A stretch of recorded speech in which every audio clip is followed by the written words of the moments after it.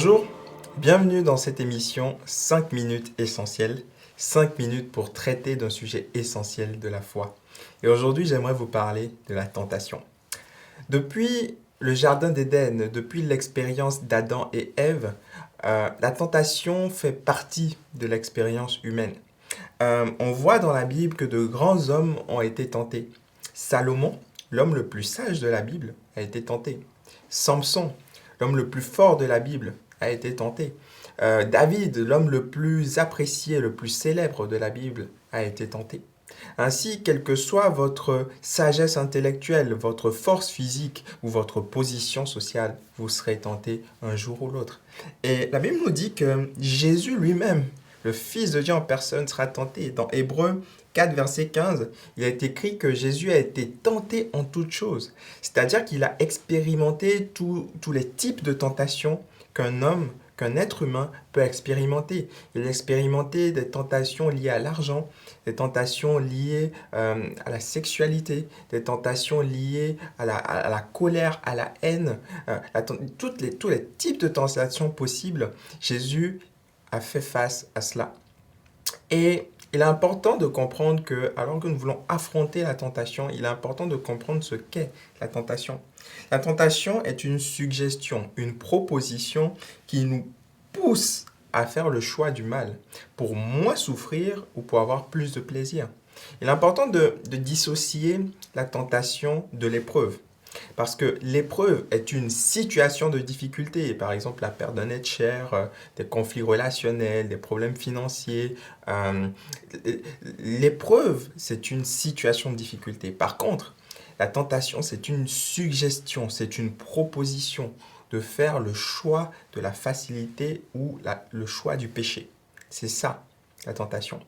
Et la tentation peut survenir au sein de l'épreuve.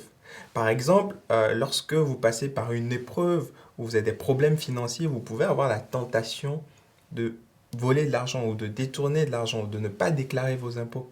La tentation peut donc survenir au sein de l'épreuve, mais la tentation n'est pas l'épreuve. Et il est hyper important de faire la différence entre les deux, parce que Dieu peut permettre des épreuves, mais c'est le diable l'auteur de la tentation.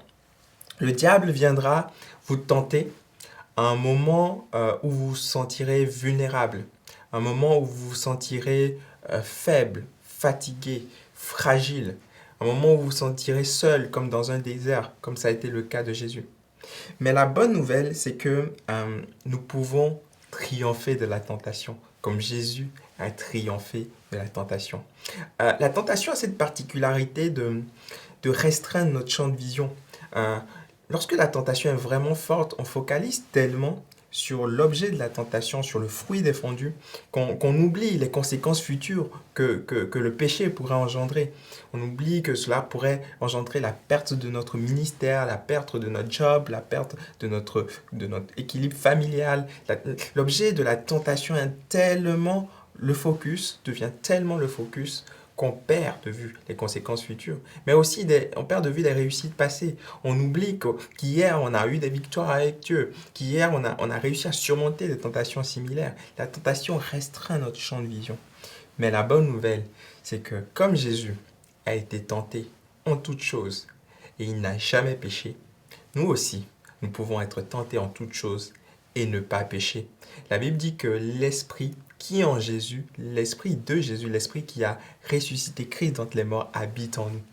Et il peut aussi nous aider à triompher de la tentation. J'aimerais terminer en vous donnant 3 conseils rapides pour vaincre, pour surmonter la tentation. Premièrement, la parole de Dieu. La Bible nous dit qu'aucune tentation n'est survenue qui soit au-dessus de nos forces. Lorsque nous méditons la parole, des versets qui parlent de la tentation, de comment vaincre la tentation, nous sommes édifiés et nous sommes fortifiés. Deuxièmement, la prière. Passez du temps avec Jésus. Développez votre relation intime avec Jésus. Accrochez-vous à Jésus. Et au travers de la prière, Dieu va vous donner la force de pouvoir supporter et surmonter la tentation. Premièrement, la parole, deuxièmement, la prière et troisièmement, le partage. Partagez vos souffrances, partagez vos tentations avec quelqu'un qui saura vous aider et qui saura prier avec vous. Que Dieu vous bénisse.